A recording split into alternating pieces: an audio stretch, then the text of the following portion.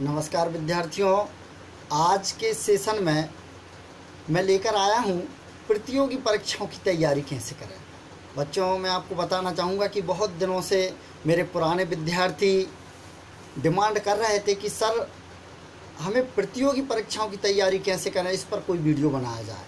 तो आज के सेशन में मैं इन्हीं सब चीज़ों पर चर्चा करूँगा कि क्या पढ़ा जाए, कैसे पढ़ा जाए, क्या ना पढ़ा जाए, कैसे तैयारी की जाए। इन सब बातों को लेकर मैं आज हाजिर हूँ। बच्चों, मैं आपको बताना चाहूँगा कि जीवन में हम पढ़ाई करते हैं, स्कूल लेवल में, कॉलेज लेवल के बाद हमारा सपना होता है किसी न किसी नौकरी को हासिल करना, लेकिन ज्ञान के अभाव में हम हमारे लक्ष्य को हासिल नहीं कर पाते। बहुत से बच्चे बहुत टैलेंटेड होते हैं, लेकिन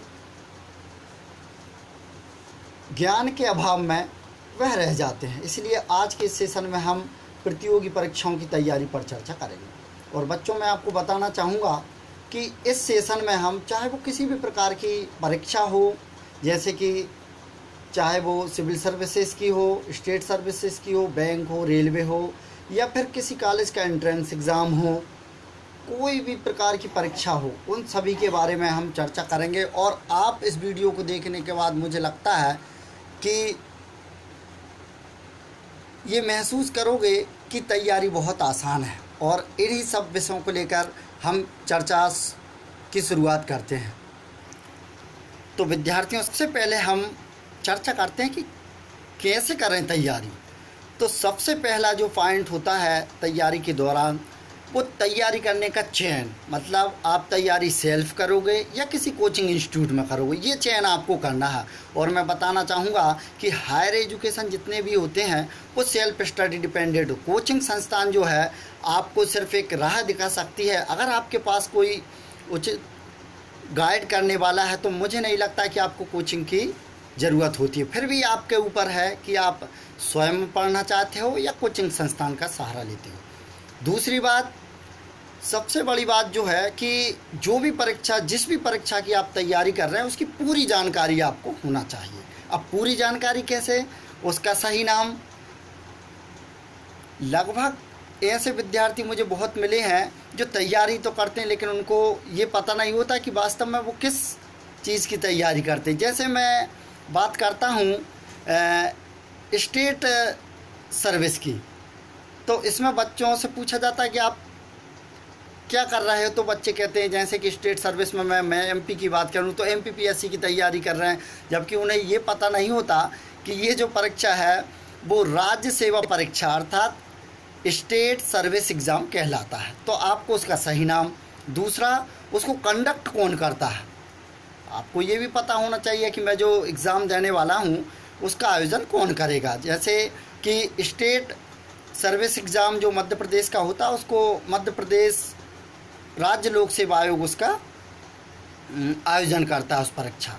फिर आपको ये भी पता होना चाहिए कि वह कितने चरणों में आयोजित होती है, अर्थात वह वस्तुनिष्ठ है, सिर्फ लिखित है, या फिर मौखिक, तीनों है। तो आपको ये उसके जितने भी फेज़ हैं, जितने भी चरण हैं, उनका पता होना बहुत ज़रूरी है। फिर इसका आयोजन कब कब होता है, इसका भी आपको पता होना चाहिए। पता लग रहा है साल भर तैयारी कर रहे हैं पर पता ही नहीं कि कब आयोजन होता है। तो आपको परीक्षा की तिथि भी मालूम होना चाहिए कि कब इसके फॉर्म बनाएंगे, कब आयोजन होगा, संपूर्ण जानकारी आपको। अब ये तो ठीक है, शुरुआत है कि आपने उसका नाम पता कर लिया, कंडक्ट कौन कर रहा है, ये सतही जानकारी आपने उसकी ले ली। अब सबसे बड़ी चीज़ जो होती, कहते कि किसी चीज़ की शुरुआत करना ही उसकी आधी सफलता होती है। तो शुरुआत कैसे करें, तो मैं बताना चाहूँगा कि विद्यार्थियों, सबसे पहले आप जिस भी परीक्षा की तैयारी कर रहे हैं उसका पूरा सिलेबस देखें, पूरा पाठ्यक्रम देखें अच्छे से। और दूसरी बात, पूर्व वर्ष के अर्थात प्रीवियस ईयर के जितने भी पेपर हैं, कम से कम 10 वर्षों के पेपर का आपको अवलोकन करना पड़ेगा, आपको उन्हें देखना पड़ेगा। तो प्रीवियस ईयर के प्रश्न पत्र, क्वेश्चन पेपर आपको देखना होगा। ये शुरुआती बिंदु हैं। फिर प्रश्न उठता है कि आपको क्या पढ़ें। तो बच्चों, मैं बताना चाहूँगा कि जैसे स्टेट सर्विस की बात करें या सिविल सर्विसेज की बात करें, बैंक, रेलवे की जो भी एग्ज़ाम होता है, ख़ास करके कंपटीशन एग्ज़ाम, उनमें एनसीईआरटी की जो बुक होती है वो आपका बेस होती है। इसलिए आपको शुरुआत एनसीईआरटी की बुकों से करना होगा। ऑथेंटिक बुक मतलब प्रमाणिक बुक, ऐसी बुक हैं जिनको सभी लोग खास करके गाइड करते हैं। हमारे जो सीनियर छात्र होते हैं, हमारे घर में पढ़ने वाले होते हैं, टीचर होते हैं, वो गाइड करते हैं, तो वो ऑथेंटिक बुक होती। और जब आप पूर्व वर्षों के प्रश्न पत्र का अध्ययन करोगे और एनसीईआरटी की बुक पढ़ोगे तो अपने आप समझ में आ जाएगा कि जो बुक आप मार्केट में लेने जा रहे हो वो प्रमाणिक है या नहीं। न्यूज़पेपर की रीडिंग आपको पर डे करनी है और अच्छे से करना है। कई बच्चे न्यूज़पेपर को हल्के में लेते हैं, मैं कहता हूँ कि बहुत ज़रूरी है, क्योंकि आपके पास अभी शब्द भंडार भी नहीं होगा, तो शब्द भंडार बढ़ाना बहुत ज़रूरी है। और न्यूज़पेपर से आपको साल भर अगर पढ़ते हो तो पता लग जाता है कब कौन सा आयोजन हो रहा, कब क्या हो रहा पूरा, क्योंकि उसमें पर डे की घटनाओं के बारे में जानकारी होती है। दूसरी, मैगज़ीन, कोई भी मैगज़ीन आपको मंथली जो होती है उसका अध्ययन करना अति आवश्यक। मार्केट में बहुत सी मैगज़ीन है, प्रतियोगिता दर्पण है, दृष्टि की है और क्रॉनिकल की है, और ढेर सारे स्टेट जो है अपने अपने मैगज़ीनें जारी करते हैं। तो उन मैगज़ीनों को हम अध्ययन पर मंथ कोई एक मैगज़ीन का अध्ययन करना ही है। फिर न्यूज़ चैनल बहुत अति आवश्यक है, जैसे डीडी न्यूज़ पर आप न्यूज़ देखना। बच्चों, मैं ये सब चीज़ें इसलिए कह रहा हूँ कि आपने क्या किया, समाचार पत्र में कोई खबर पढ़ी, फिर आपने न्यूज़ सुनी और फिर आपने मंथ के एंड में वो मैगज़ीन में पढ़ ली, तो आपको रटने की ज़रूरत नहीं पड़ेगी, अपने आप वो जो है चीज़ें आपको याद होते चली जाएगी। तो ये जो क्या पढ़ें, तो मैंने कहा कि एनसीईआरटी बुक है, ऑथेंटिक बुक, न्यूज़पेपर, मैगज़ीन और न्यूज़ चैनल, तो इन सब चीज़ों का आपको ध्यान रखना है। अब आगे हम बात करते हैं कि ये तो हो गया कि आपको क्या पढ़ना, अब कैसे पढ़ें और पढ़ाई करने का तरीका। सबसे ज़्यादा विद्यार्थी जो मुझसे पूछते हैं कि सर हमें कैसा पढ़ना चाहिए, तो बच्चों मैं कहूँगा सबसे पहले तो सेलेक्टेड टॉपिक पढ़ें। अब आप कहोगे सर हमें कैसे पता है कि सेलेक्टेड टॉपिक क्या है, तो मैं बताऊँगा, जब आप पुराने प्रीवियस ईयर के पेपर पढ़ोगे, सिलेबस को देखोगे, तो आपको ये पता लग जाएगा कि कौन से सेलेक्टेड टॉपिक है।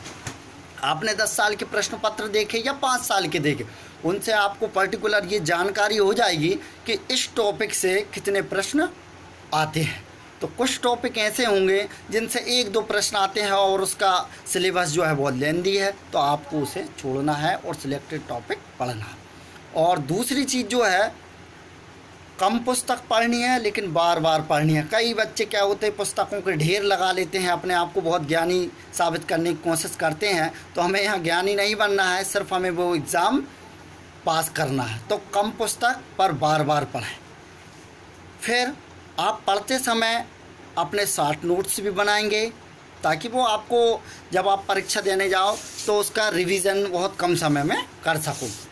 दूसरा, उसी जगह पर आपको उसकी ट्रिक्स बना के रखनी है, मेमोरी टिप्स हो, और पढ़ते समय मैप माइंड बहुत ज़रूरी है। आपको मैप माइंड बनाते हुए चलना है, ट्रिक्स भी, मेमोरी टिप्स और मैप माइंड तीनों का सहारा लेना। और बच्चों, आपको रिवीज़न करते रहना, कम से कम सप्ताह में एक बार जो चीज़ें पढ़ी है उसको एक बार रिवीज़न कर लेते, क्योंकि हमारी जो मेमोरी होती है वो शॉर्ट टर्म होती है, उसको लॉन्ग टर्म मेमोरी में ले जाने के लिए बार बार रिवीजन की आवश्यकता होती है। अगला पॉइंट जो है, बच्चे पूछते सर हम क्या ना पढ़ें, तो मैं कहूँगा बच्चों ज़्यादा किताबें पढ़ने की ज़रूरत नहीं, सिर्फ सेलेक्टेड जो बुक होती है उन्हीं को पढ़ना है। और ऐसे टॉपिक जिनसे बहुत कम प्रश्न आते हैं आपको कदापि नहीं पढ़ना है, क्योंकि आपको ज़्यादा ज्ञानी नहीं बनना है, सिर्फ उतना ही पढ़ना है जितना कि उस एग्ज़ाम की डिमांड है। तो बच्चों, मुझे आशा है कि हमने जो 4-5 बिंदु पढ़े, एक बार फिर हम उन बिंदुओं पर चर्चा करने चाहेंगे, जैसे कि तैयारी का चयन, संबंधित परीक्षा की पूरी जानकारी, शुरुआत कैसे करें, क्या पढ़ें, फिर कैसे पढ़ें, पढ़ाई का तरीका क्या हो और क्या ना पढ़ें। ये 6 पॉइंट मैंने आपसे साझा किए हैं। इसके अलावा सबसे अंत में आपको मैं मूल मंत्र दूंगा, ये मेरे जीवन का और ख़ास करके कई लोगों के जीवन का मूल मंत्र होता है कि एक बार आपने जो निश्चय कर लिया फिर आपको पीछे नहीं हटना। तो इस पर एक मुझे वाक्य याद आता है कि हो समय कैसा भी कठिन, दृढ़ चित्त होकर मत डरो, पड़ जाए लाखों विघ्न पर कर्तव्य तुम अपना करो। दूसरा, समस्याओं से डरो मत, उनके समाधान निकालो। समस्याएं, बहुत समस्याएं आएंगी परीक्षा के दौरान जब आप तैयारी करोगे। फैमिली प्रॉब्लम्स है, मनी प्रॉब्लम्स है, इकोनॉमिकल प्रॉब्लम्स, ढेर सारी समस्या आएंगी, लेकिन आपको उनसे घबराना नहीं है। आप बीमार भी होंगे तो उनका आपको तोड़ निकालना है, उनमें उलझना नहीं है। तो बच्चों, मुझे आशा है कि आप जो डिमांड कर रहे थे वो मुझे लग रहा है काफ़ी हद तक इन 6 पॉइंटों के ज़रिए आपकी डिमांड पूरी हुई होगी। और आशा करता हूँ आपको मेरा ये वीडियो पसंद आया। अगर पसंद आए तो मेरे चैनल को सब्सक्राइब करें और लाइक बटन भी दबाएं। धन्यवाद बच्चों।